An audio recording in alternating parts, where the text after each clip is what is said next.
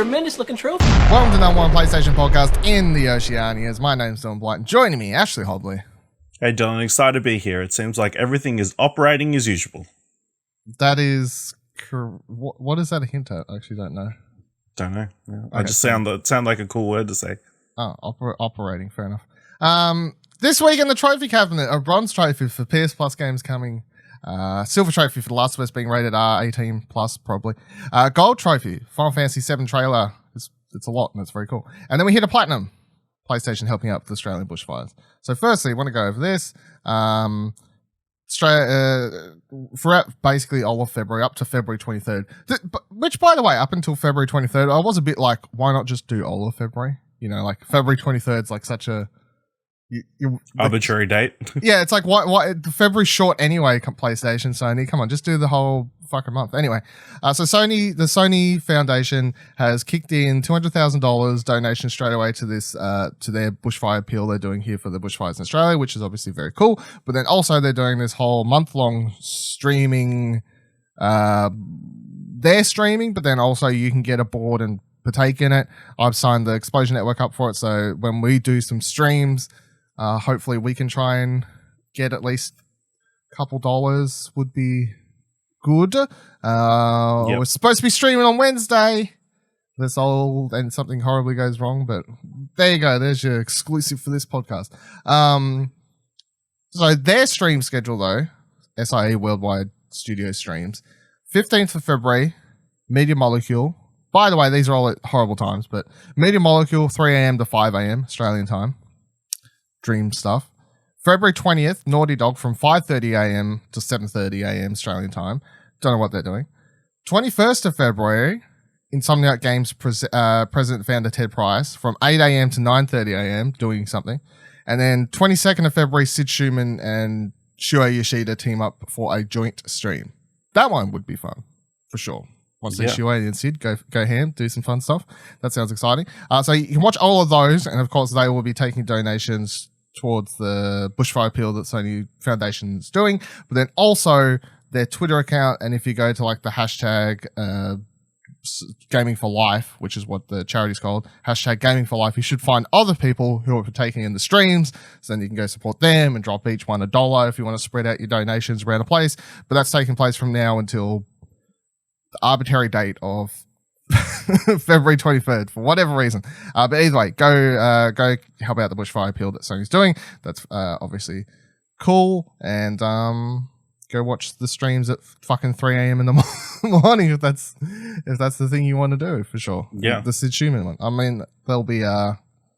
That was the word I'm thinking of. Anyway, so that's cool. Moving on. PlayStation Plus games for February are here. They are BioShock the Collection. Contains all of the BioShock games. Which, in case you didn't get it, that's BioShock, BioShock 2, and BioShock Infinite.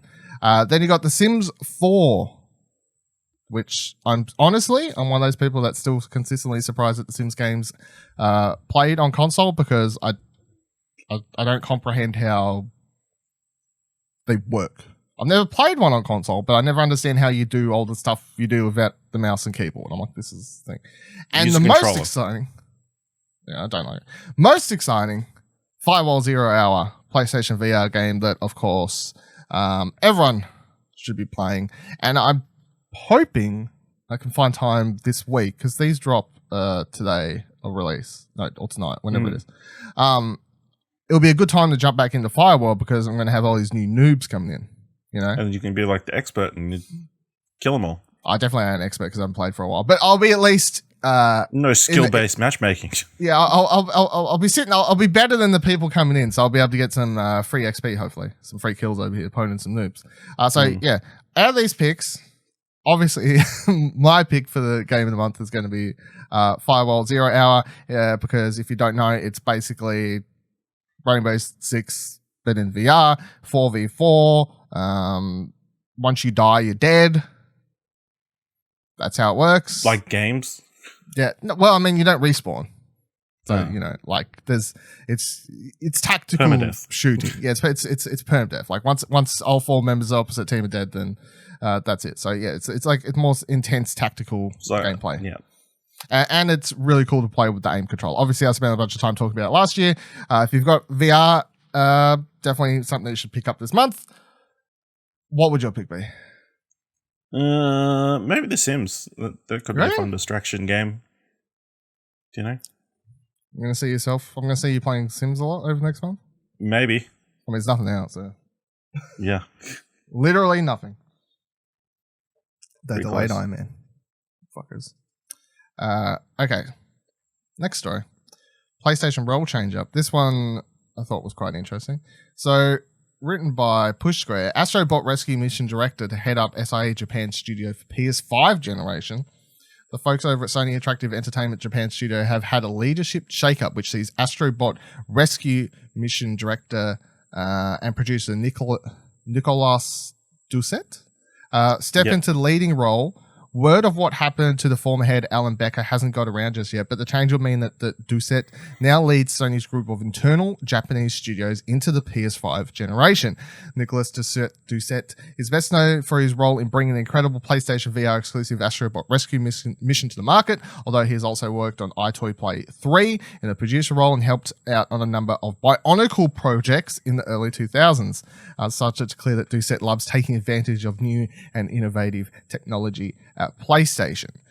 So that is quite interesting because you're putting someone who likes, I guess, gimmicky. I don't want to say gimmicky fully because obviously VR isn't like a gimmick. It's a thing, but someone who likes playing with technologies and that sort of stuff to head up Japan Studio, which, I mean, most of their games aren't really like super gimmicky. Obviously, unless you're the one to count Knack. Knack's gimmick has been, like at launch, its gimmick was pushing literally having Knack explode into 1,000,000 bits just to show you that, like, oh, look at all the particles that the PlayStation 4 can show you and all this sort of stuff. But other than that, they don't really do the iToy stuff anymore. No.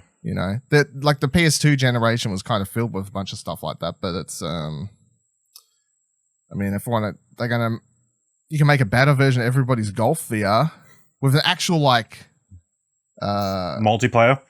Yeah, like multiplayer for a start, but then also make a golf club controller thing for VR. So it actually works. That'd be pretty cool. I mean, maybe I'll just set my standards for new VR controllers, and then we can move to the golf club step up thing to find out what else happens there. It also does make me I wouldn't say fully worried, but interested, because obviously if I want Bloodborne 2, that's going to come by way of Japan Studio on the working in part with that. So I'm like, well, there's someone's in charge of it who works on Bionicle games. Am I getting Bloodborne 2? Is that the same? Do we have the same caliber in games? Like what we're mostly interested in? Don't know. Either way, I love Astrobot, of course, so be interesting to see what happens over there. I'm sure Astrobot 2 was the next thing they're working on, so I'm not too concerned. What? I wouldn't be surprised actually, because they've turned him into a mascot. It went from being that little Astrobot character went from being a sort of niche VR icon that showed up in a couple games to he's now sort of been showing up on more just general PlayStation marketing. Oh, here's a PlayStation mascot, just the little VR dude. Yeah. So Death Stranding is apparently being fixed, although I'd like to argue that I don't mind this not existing. One of the most annoying parts of Death Stranding has been fixed, writes Kotaku. A new patch for Death Stranding went live today that finally makes the extended animation that takes place when encountering BTs completely optional. And I gotta say, I'd happy to leave it on. I didn't get sick of it. When the BTs come up, it's like... Well, when you enter the thing and then it zooms in on the thing and it's like your little umbrella arm. I'll take that off. You'll take that off? Especially when you're driving, when you're driving down the roads towards the south part and you go over BT sections. And the BTs can't attack you on the road, but then the pauses you each time. You can't just drive straight through. Oh yeah, that's the only example. That is one time where it is annoying because I'm like, I don't need to know. They're not going to come up here on the highway and they can't get me up here. It's fine. But other than that, I never like. I mean, how long did I play it for by the time I finished it? Like 50 hours or whatever it was, between 50 and 60. I never got sick of that. You know? Yeah, but think you could have saved 40, 30 hours. Yeah, but in a game it would have been a 10-hour experience. No, I wouldn't have played. I highly doubt the fucking BT animation thing is the. Oh, Odradek. Odradek is the name of the thing. It's Odradek terrain scanner. Yeah. So I call bullshit on this. Everyone should leave it on. I'm going to start a what are those things called on change.org to delete this. I don't like that it's here. It's taking away my right to. I mean, it's hidden away in the menus, so no, it's outrageous. It's outrageous. We should all start a petition.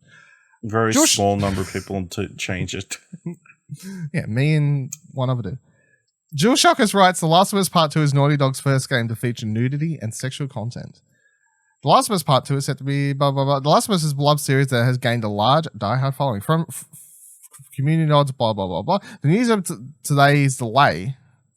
Today's delay? No, I added the word. The news of the delay at the end of last year was disappointing for many, but the public goodwill behind it enabled Naughty Dog director Neil Druckmann to comment that will make fans proud when it finally arrives. It certainly seems we're getting something more mature this time out from The Last of Us Part 2.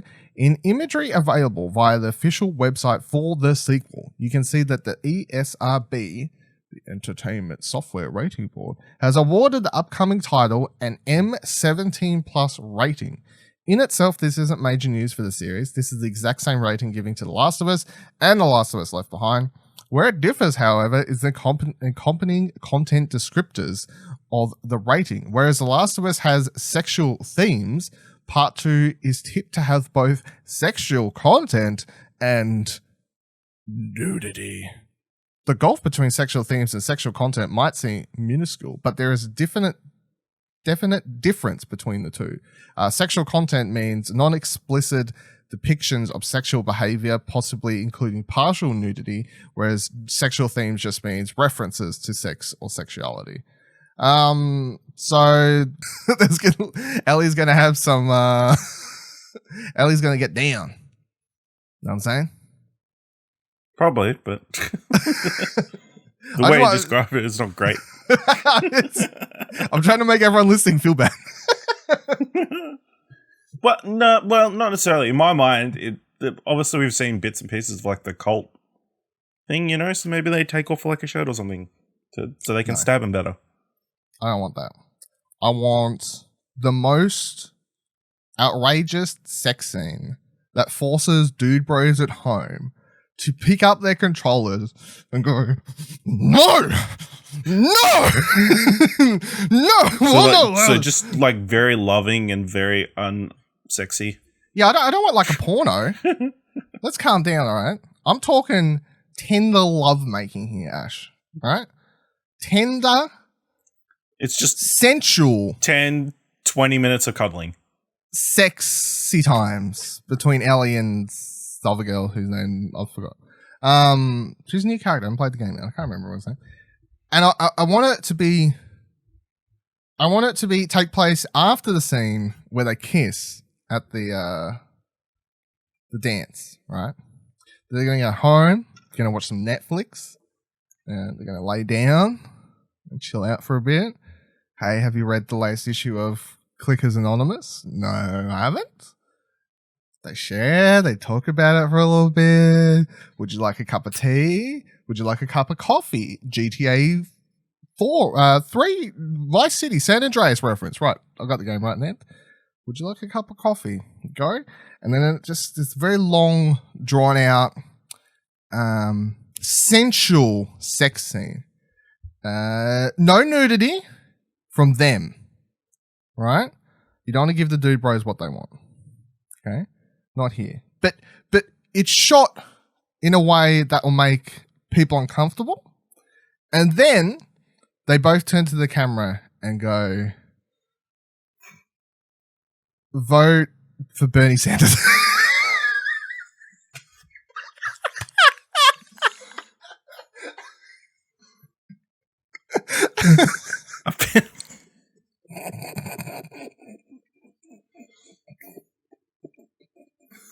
I feel like that. I feel like that will be very dated very quickly. I don't know how timeless that will be unless they patch that out. You know, either when he doesn't get elected, or when he does. Yeah. If he doesn't get elected, they just patch it in and go vote Elizabeth Warren. It's fine. Yeah. One of them has to win, right, America?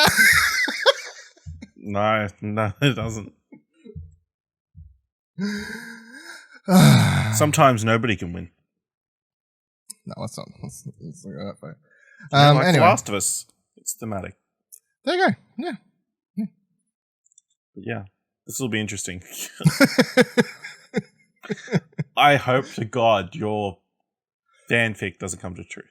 Why? Doesn't come to fruition. You don't reckon I could write a good... I just think that Naughty Dog has something better planned. That's all. What, the tender lovemaking scene between our protagonist and her girlfriend?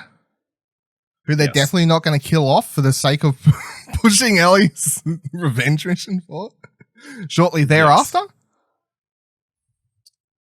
That definitely won't happen. No, there's no way.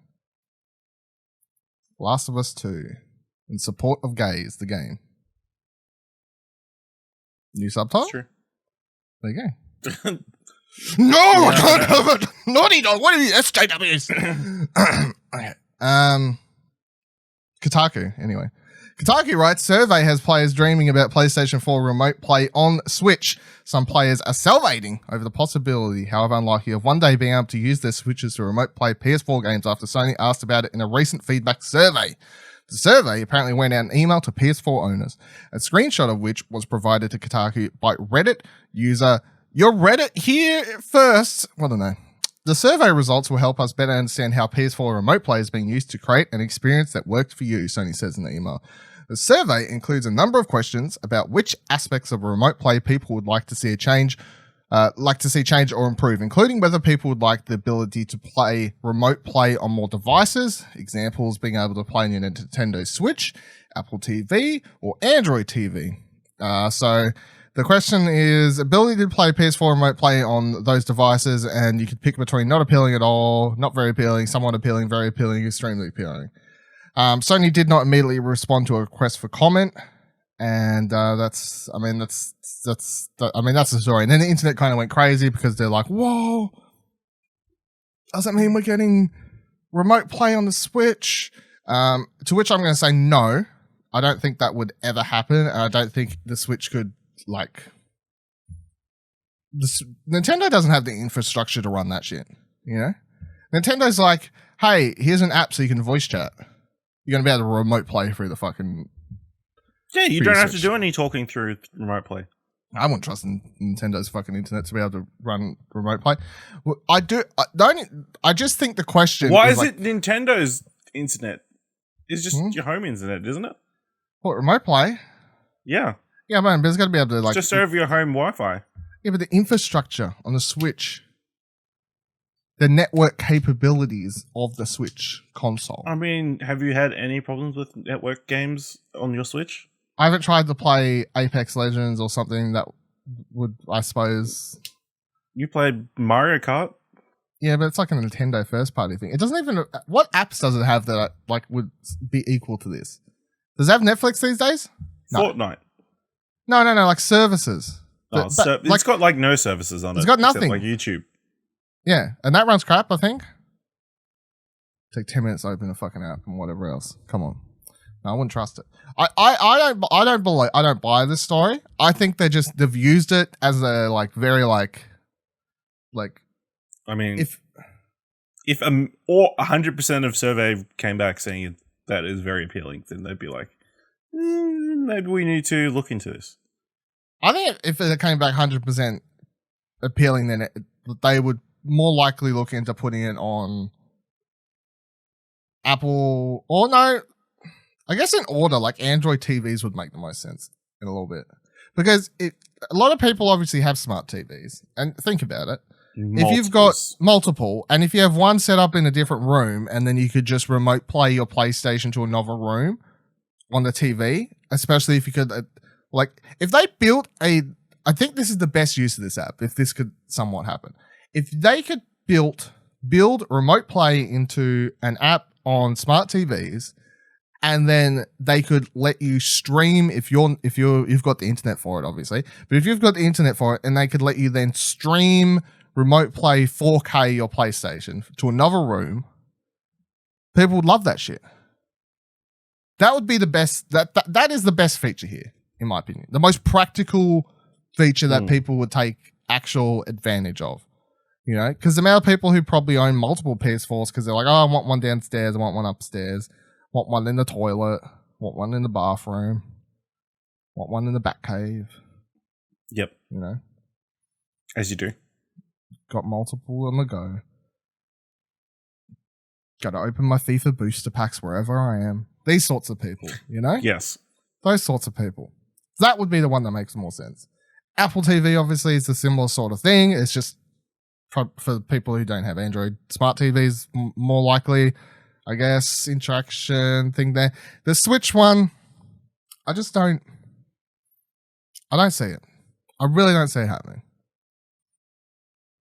No? You disagree? You want to fight me? I mean, well, it was like 12, 16 months ago, we were talking about Xbox Live coming to Nintendo Switch. That never happened. So, yeah, but they're like, I'm going to say it's probably not going to happen. I mean, they're buddy-buddy at the moment, but... Yeah, they're buddy-buddy. I mean, they put games on there, but, you know, we're getting to a changing world where, you know, exclusives are not exclusive anymore. Except even at PlayStation. If I had to, like, order them, I would definitely put Xbox Live coming to Switch above remote play coming to Switch. That's how I would order them. Yeah. I'd still say that's more likely, to be honest. More likely, yeah, probably. Yeah. Not to say either is looking particularly likely at this point. And also, it's like, you've got remote play on your PC already. Remote play on your iPhone, iPad. So I guess Apple TV makes sense, you know? And then Android TV, like the Android TV thing makes a lot of sense too, because it's like if you can make the app for PC, you can make all this other stuff. What's a TV? I don't know, you know? Nintendo one's just like, feels like a potentially something they've put in just to get people to write news stories about it and talk about it on podcasts. Who would do that? That's ridiculous. And finally, in the news this week, a new Final Fantasy trailer came out. It has a lot of quote unquote, I don't know, it's like, I want to say spoilers. It has potential spoilers, but at the same time, I don't know what the fuck's happening in this game anymore because they've literally changed around so much to the point I don't understand how the game works. Like to put it bluntly, they've showed so much in this latest trailer, which was called like the soundtrack trailer or some shit. I don't remember now. Like it's something like that. But they had so much in here that is like out of place from the original game. You know, like here's a thing from like way later in the game, and here it is. Or here's a thing that doesn't happen, and here it is. Here's a character that doesn't even show up. Here's a new character. They're here. Like, what is happening in this game anymore? I don't even understand. It's becoming harder and harder for me to like kind of try and even understand how where this ends and part 2 goes. Because it's all just sort of, they're just taking stuff from the end of the game and bringing it forward and whatever else. So GameSpot has this article here of some like key things, I guess, that I'll go over to point them out. So the new trailer makes a point of introducing a host of executives from the corrupt Shinra Corporation, but none have like vast implications that the appearance of Midgar's city planner Reeve does. The trailer shows him arguing with President Shinra and begging him to reconsider. The scene is reminiscent of one in the original game when Reeve learned of Shinra's plan to bring down Midgar's Sector 7 to crush a section of the slums below, complete with militaristic Hidgar mocking his cowardice. Given what happens later, blah, blah, blah, blah, he's probably going to show up in the sequel. No, I don't want to go over this Shinra leadership here. The Honeybee Inn in Cloud's makeover. So, of course, this is the part that grabbed internet's attention, I guess. Surprisingly, the new trailer offered a glimpse at one of Final Fantasy VII's most memorable portions, which remains essentially intact. When Cloud and Aerith go to rescue Tifa from the... Look, what is that word? Lecherous? Lecherous. Oh, sorry. Yeah. Oh, there's double E. Yeah, okay, don't worry, I got you. Don't worry, everyone. It's all right. I didn't have a moment. I thought there was 2 E's. Don't worry. Later, Shinra informant Don Corneo, who I don't know if they ever confirmed it, but in the trailer it always sounded like it was voiced by Mark Hamill. I don't remember if they ever confirmed that or not, but I'm pretty sure it's being voiced by Mark Hamill. They learned that only ladies make the cut in his brothel, the Honeybee Inn. So Cloud takes his clean-shaven good looks and poses as a woman to gain access to his hideout. This trailer shows Cloud's full and fabulous makeover. In the original, some parts of Don Corneo's Vice Den have a tinge of gay panic and might be tone deaf for modern audiences. Hopefully Square Enix understood what was unreasonable about the original scene and changed it for the better. This is the one scene, of course, when they announced they were remaking it, people were like, can they do that today? Will it work? Blah, blah, blah, blah. I've always been on the side of like, you can do it. It's just like tonally, you can't be like in the original game. How crazy is it that he's wearing a dress? Yeah, in the original game, it was like tonally just very much like making like, oh, how ridiculous. Like, oh, like a lot of like, gay bad humor, you know, that sort of stuff. But I'm like, I've always been like, you could do it without that and it still works, but it's like, don't just, you know what I mean? Like, and hopefully that's just what they've done, and I still think it's fine. I wouldn't hold my breath. Maybe I'm just trying to think of Japan. Is Japan as forward thinking as I think I think of recent they have shown to be better than people give credit for. And I always think of like the Yakuza games as an example because of how all the remakes have been removing the transphobic stuff. Okay, yeah. Like that's kind of my go-to example of they are trying, I guess, over there to at least learn and understand. And if they're fixing the Yakuza games in those re-releases, some of the offensive stuff, then like why could Final Fantasy not be the same, you know, as a remake? So yeah, that's my clutch for this. Here's a new guy, Motorcycle Soldier. Here comes a new challenger. It appears Cloud is getting a new rival in addition to Big Baddie Sephiroth. This fancy-haired motorcycle driving scoundrel overtakes Cloud, Wedge, and Biggs as they are infiltrating what looks to be a Shinra base. Based on his attire, he's part of Soldier. And if we're going off the color coding seen in the previous Final Fantasy VII games, his blue uniform potentially indicates he's third class. However, the character's outfit makes it hard to say for sure, as he seems to be wearing a soldier harness over standard Shinra troop fatigues. So this is, I believe, the same dude that turned up in like several trailers ago. Even like he was riding a motorcycle, chasing after Cloud on a motorcycle. I think the same one. And I was like, who the fuck is that? New character, cool. Hey kids, it's Red 13.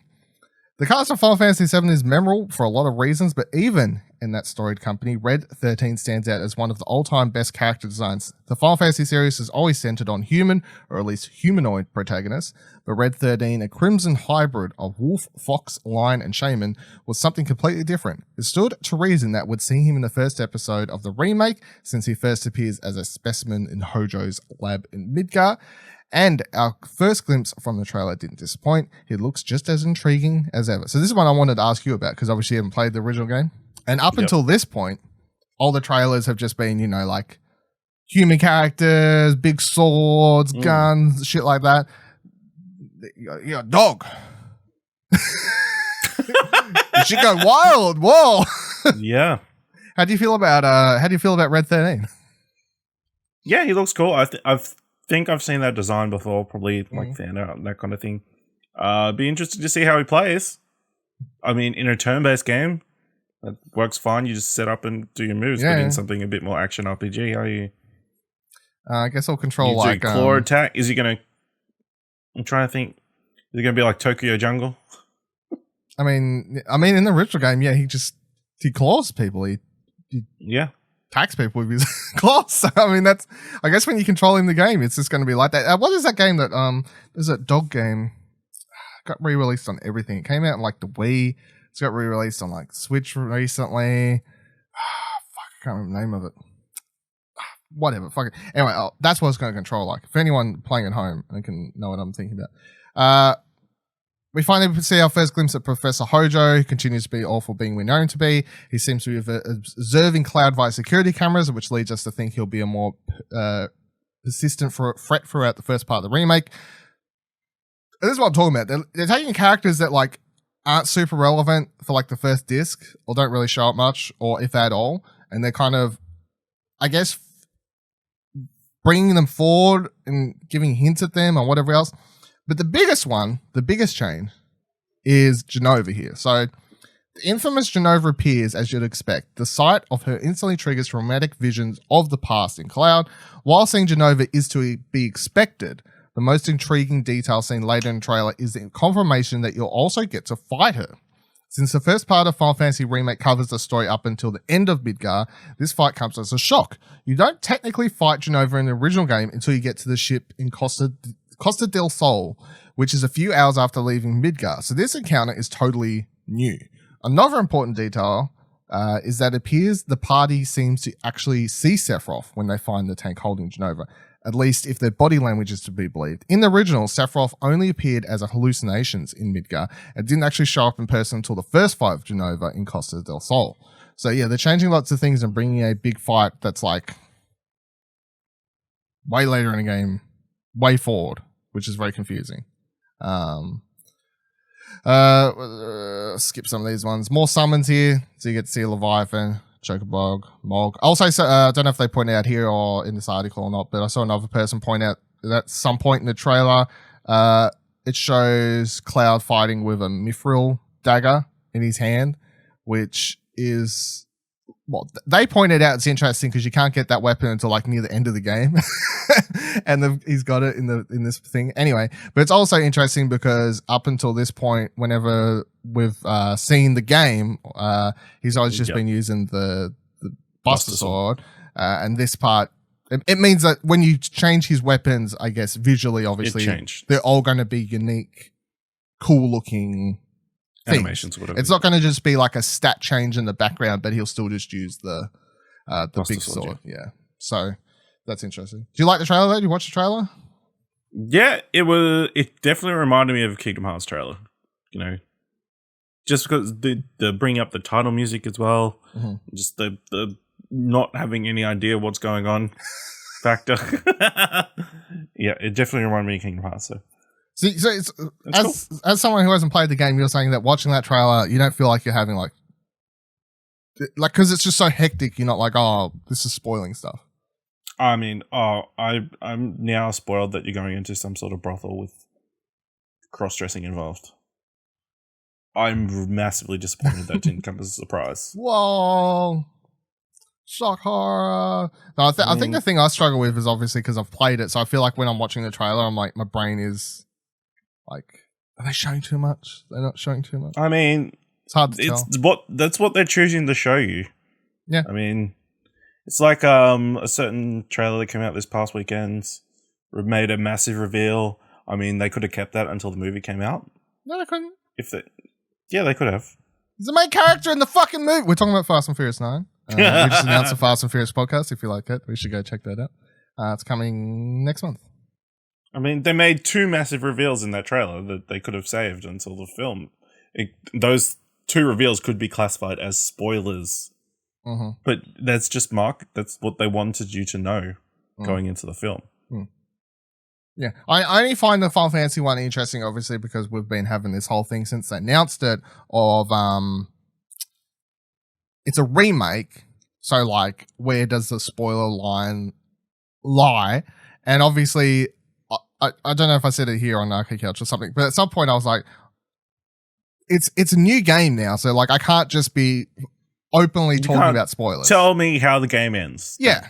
That would be bullshit, you know? Whereas I feel like if the remake wasn't coming out and suddenly Final Fantasy 7 came up in this podcast and the remake wasn't even the thing that was happening, I would think I would be perfectly fine to spoil the game because it'd be like it came out like 25 years ago. You know what I mean? Yeah. But obviously, since there's a remake coming, it's like, well, you can't spoil it now. Well, you shouldn't spoil anything because you never know when a remake's going to get made. That's horrible. You know, you can't spoil Final Fantasy VIII right now because, you know, the remake might be coming. No, it's not. It's really not. I don't know. If this does well, people will be like, hey, let's remake all these other Final Fantasy games. No, they're never going to finish remaking this one until 2045 anyway, by the time we get through all the parts. That's true. Yeah. Exactly.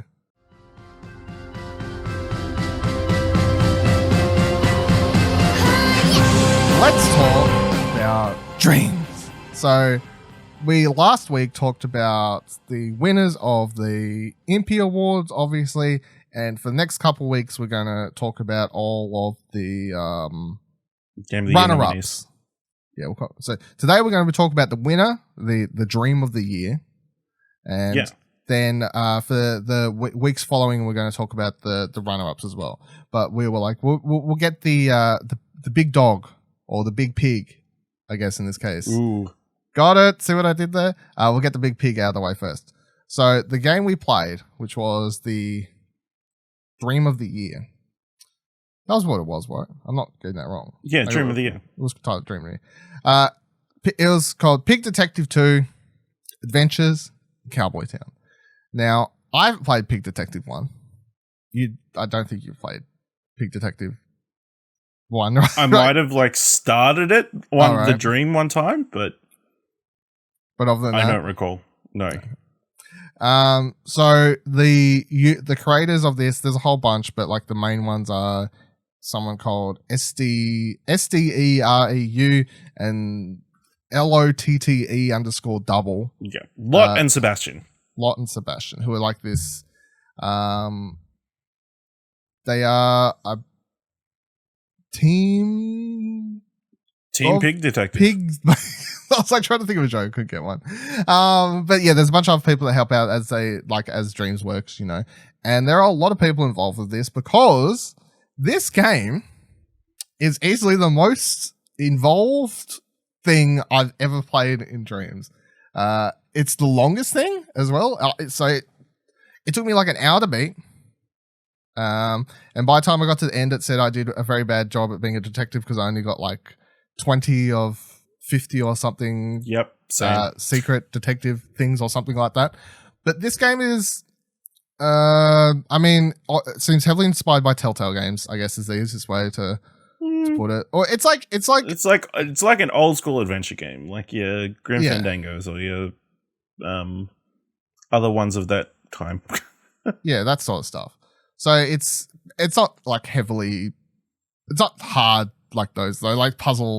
Puzzle wise, it's not hard to figure out what to do. No, there's not heaps of options and stuff. But yeah, it's very much the game starts. You pick detective. You arrive in this cowboy town because you get asked to go there. I will say they in the start menu they got a recap, so you can recap. They do part one, which is handy. In case you very handy missed the story because they are relevant. In case characters. you forgot or you didn't play it. We didn't play it. Yeah. So then Pig Detective goes to this cowboy town, and then it is that thing of you can walk around cowboy town, you interact with characters, you gotta try and obviously find out what to do. His example is when you get off the train, there's a saloon right in front of you. You're like, oh, I need to get in there to find the person I want to talk to, but you can't get in because you don't have the right amount of the right clothes. You need proper cowboy gear. So then you head on over to the clothing store and it's oh, you need money. So then it's I need to find a way to get money. You talk to this other person who's I'll give you $10 if you track down the pig. So then you end up trying to track down the pig. And then while you're down there, you end up on this whole fucking whirlwind adventure and you find a way to get gold and sell the gold and do all this stuff. But it's one thing leads to another to another. It's your typical sort of adventure gamey stuff, but all of the boil it down to I guess why it won Dream of the Year is they've got all these character models, each are unique, several change throughout the game. They're all voiced even, and I'll say they're not voiced well. I mean, it's part of the charm, but it is. It definitely is voiced. It's definitely feels like a homemade product, obviously, and that's the thing with Dreams, and that's what makes it fun, I guess. Like, obviously, if this was if voice acting like this existed in a game, like a Telltale game or something, you'd be like, yeah, I would like a refund, please. yeah, like this isn't great. But obviously for this, because you know it's this handcrafted product within the Dreams universe, it's charming that all these people are trying. You know, I guess I'm trying not to be mean, but it's like it's not great, and that's fine. And I mean that to an extent, it fits the like era of the film, of the game. It's like going for like a noir-ish, I guess. But a lot of people are putting on these like funny accents, trying to like, hey, partner, and like some of them aren't great. Yeah, some of them aren't great. But they got like several people doing voices. All the characters are voiced. A lot of people doing voices because they had a very long credit sequence. Credits list at the end, yeah. And at the start, like opening credits, Yeah, like opening credits, right? 10 names. Right. Yeah, they're like, all these people made the game, then they're like, all these people plus all these people voiced and all this sort of stuff. It's great. Like, really, it's like the most pure example I've seen of like, is people in the Dreams universe are like, I want to be a voice actor, and they're like getting hired to come do voice actor jobs on Dreams products and other people. There's original music in this fucking game. Like, yeah, there's a song at the end that's original, plays in the credit sequence or whatever. So craziness. And it's got, other than the puzzle solving, which is very simple, of like, talk to this character, get this item, take that item over to place, get money, buy thing, you know, like simple talk to characters. In the conversations, one thing I really enjoyed is it doesn't have a static camera. Like the camera's always like, it's got a moving camera, cinematic aspect to it. You know, like it cuts to different angles when you're talking to characters. You get multiple options to pick when you're talking to characters of like to be an asshole or not be an asshole. At one point it comes up and says pick detective will remember that. So like, that was quite good. But I really enjoyed it. Like, I mean, I understand why it got Dream of the Year, because it's very big. It's got several handcrafted environments, characters, lots of characters. Lots of cuts and locations. Yeah, effects. It switches to first person at several points to make you interact with different things, including a gun, which isn't great, but like it's cool that it exists. There's a bunch of like mini game things that don't work particularly well. Especially because they're relying on motion controls, which I feel don't work. Yeah. But I'm like, I appreciate freaking pan. Yeah, the pan thing was an ass. Yeah. It was the worst. You just hold it at the right angle and hope that gold stays in the pan. I just shook it around and hoped for the best every time until I got what I needed, because I was getting so annoyed with it. But yeah, it's like, I can understand why this obviously got Dream of the Year. This is just the most like full game I've played in Dreams for sure. Like, it doesn't feel like an experience. It's only an hour, obviously, so it's not a very long game. But at the same time, it can be longer. Yeah, if you want to track down and do everything, obviously. Apparently, there's difficulty settings. I just set it straight to easy because I set it to medium because I was like, I don't know what the difference is. Yeah, I don't know what the difference is, but I just clicked medium. I'm like, what? Surely that's like normal.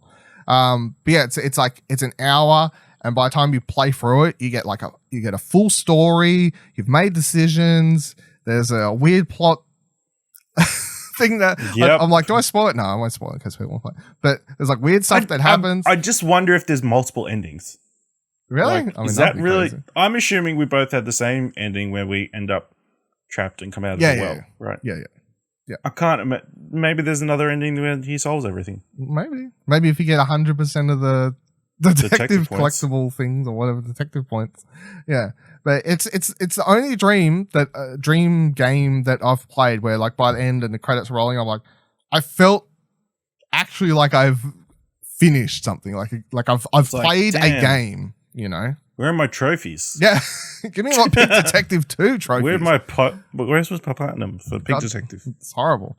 But if this is like this is well deserving Dream of the Year, because it's like the most pure example I've seen of stuff. We'll find out over the next 6 weeks. Yeah. Look, if the rest this is the bar that we've set.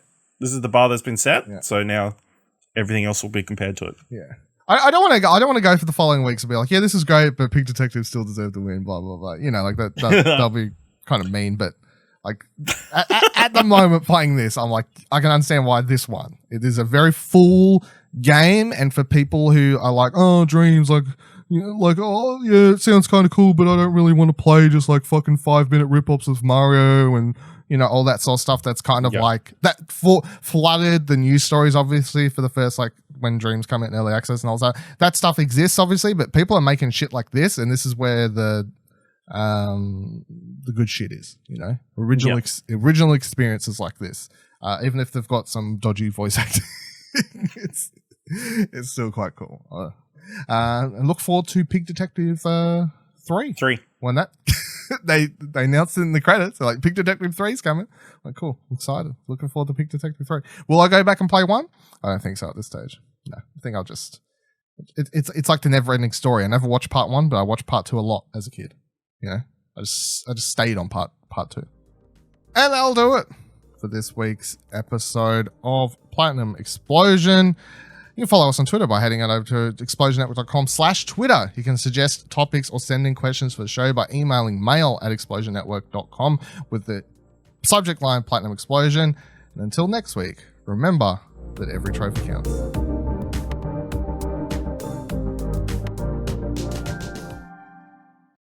Hey, don't forget you can subscribe to the show wherever you're currently listening, and you can drop a review if you can. Find more great shows like this and more content over at explosionnetwork.com, and please consider supporting us for as little as $1 over on our Ko-fi page by heading to explosionnetwork.com/support. Thanks for listening.